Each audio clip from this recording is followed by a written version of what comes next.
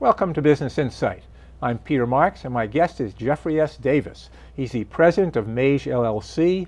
He is an adjunct lecturer at Babson College, and he's the author of a new book, The 24-Hour Turnaround.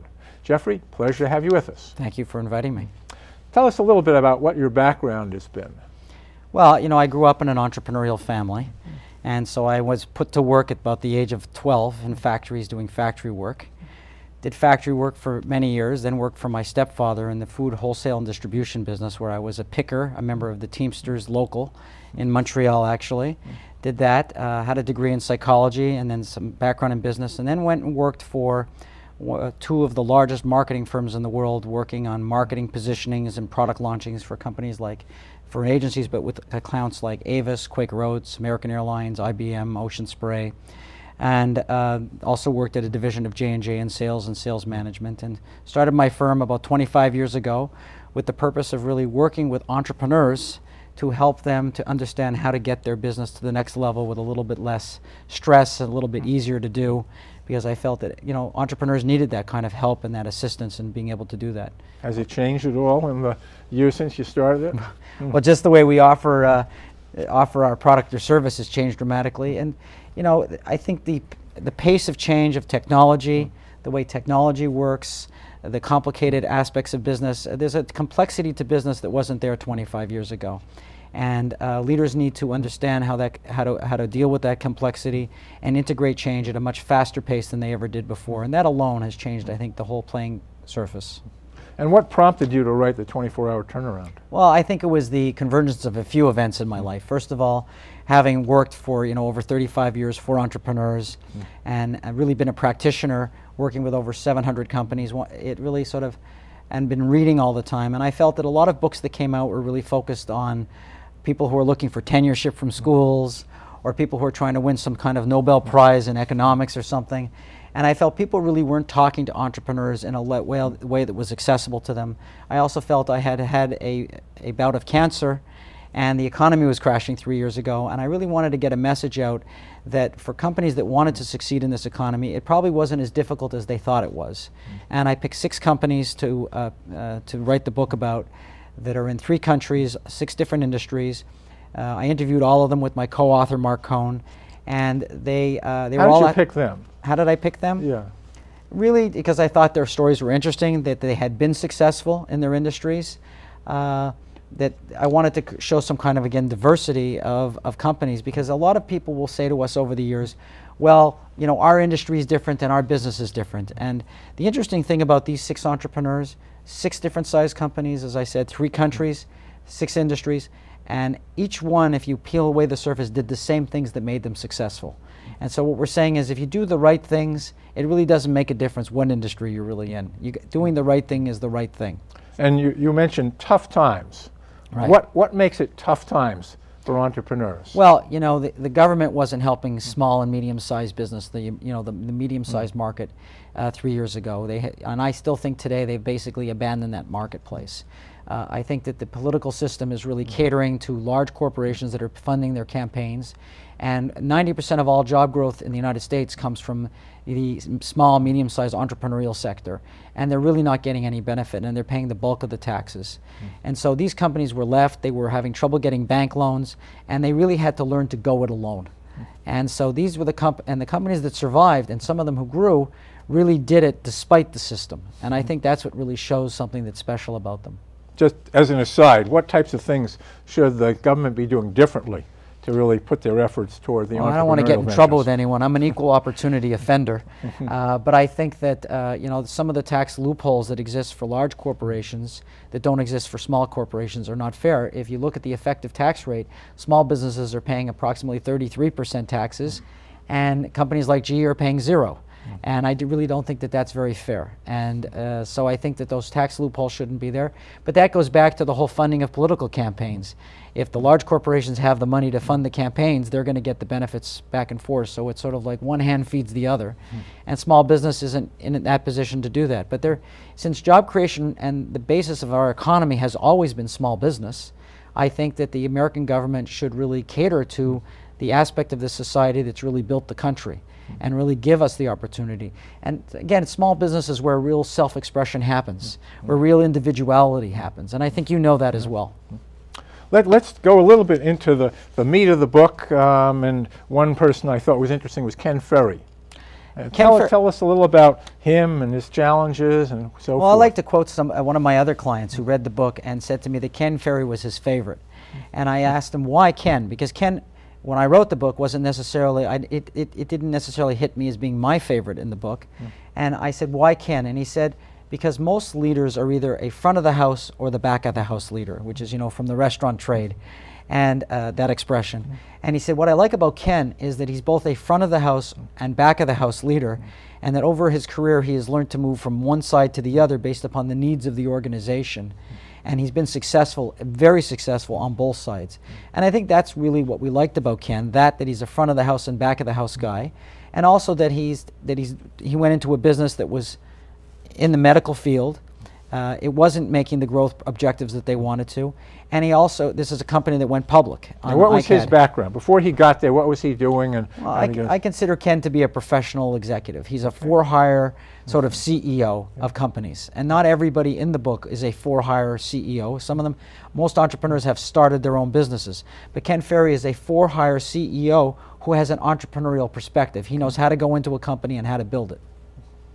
And so, now, tell us a little about this business and what did it look like when he got there and what did he do? And well, you know, again, without getting in too much detail so we can talk about some of the others, I think what I like about Ken is he was able to build a relationship with the owner of the company, get a proper agenda for him to run it properly, because a lot of times you can get hired to do a job, but then you really don't get the leash to do it properly. And Ken really negotiated the proper strategy and then was given the authority to do both the hiring and firing, or as Bill Parcells says, he was not only able to work with the groceries, but he was able to buy the groceries. And he was able to bring in the management team that he believed would do the best job for the company without any rules. And once he brought in his management team, you saw a dramatic difference in the business.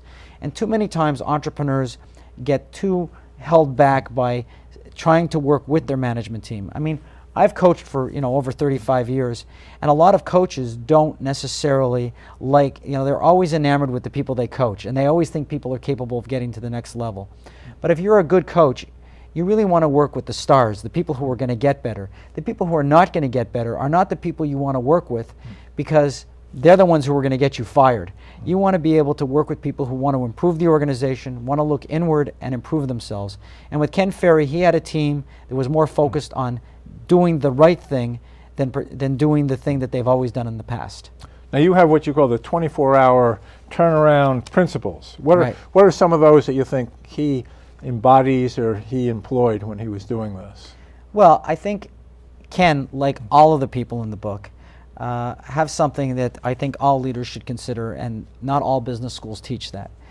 All these leaders had a great sense of personal and social values. And remember, if you're going to work for somebody, and I'm sure you've had employers in your life, you want to work for people you respect, who are not out to just make money. And all these people had a great sense of values, and they connected their businesses with their community and what they were going to do. And because of that, even during times of adversity, they were able to generate great loyalty from people, because they wanted to work for people who really cared about people and cared about the world around them. And I think that's an important principle. The other thing is, all these people, and I'm going to simplify everything, they all had a great strategy. They all knew where they wanted to go, and they knew how to get there, and they weren't going to compromise on that. And they held people high, and they held the bar high regardless of what they were doing. They learned how to use technology to monitor them, and they learned how to set those goals and really work with those goals. So those are just a couple of the few. There were 10 principles in the book that we work with, and actually at the end of the book, to make it easy on entrepreneurs again, we have this self-evaluation tool that they can do quickly to measure themselves and have their team measure themselves against these 10 principles. And then on the next section, they can then use those 10 principles to use it as a planning tool, so that within 24 hours they can be headed on the proper strategic course.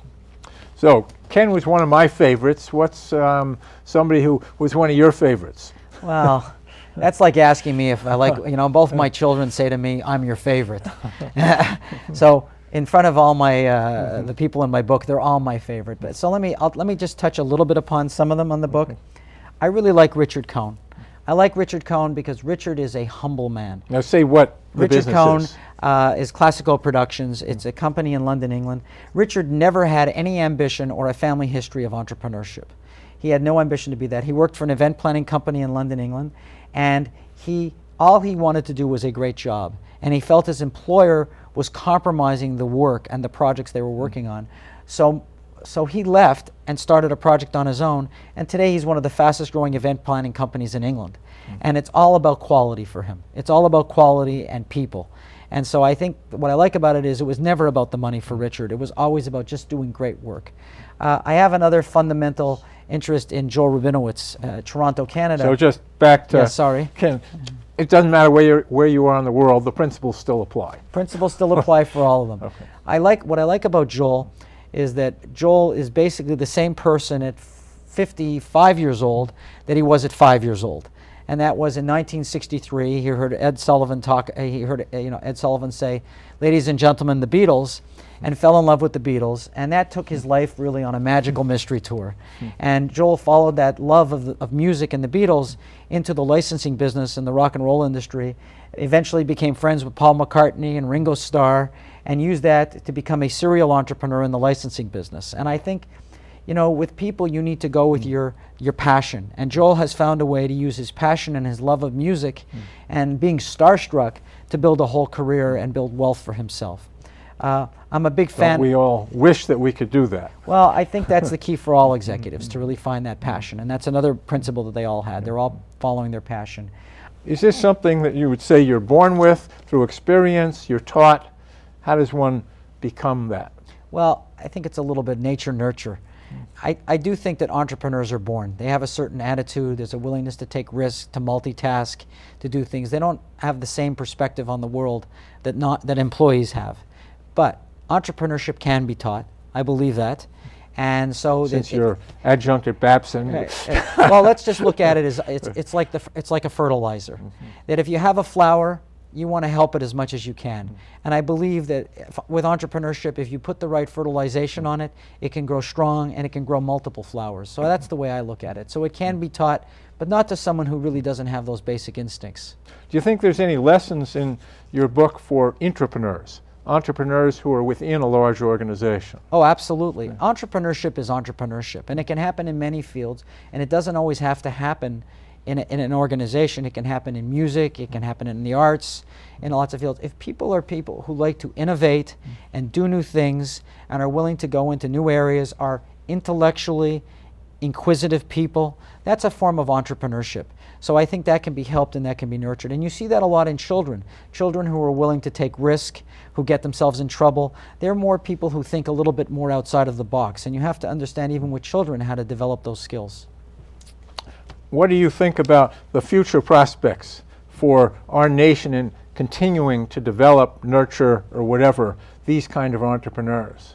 Well, I want to be an optimist when it comes to these things. And my mother used to always say to me when I had trouble at school as a child, "Don't worry, the cream will always rise to the top." And I believe that the inherent character of America is entrepreneurship. It's what's made this country great. Benjamin Franklin, who's on the cover of my book, was a serial entrepreneur himself. And I believe the basic character of this country is the pursuit of individual expression. And so I don't think that the system will win out over the individual. I think the individual will win out over the system despite its flaws and its limitations. And I hope that's a clear enough answer. Well, we're out of time. I think anybody that wants to learn more about this should certainly get a copy of the 24-hour turnaround. You can get it from Amazon, or Jeffrey, you were saying the name of the publisher is? Happy About. And they Happy About. So with that, Jeffrey Davis, thank you very much. Nice talking to you. Thank you.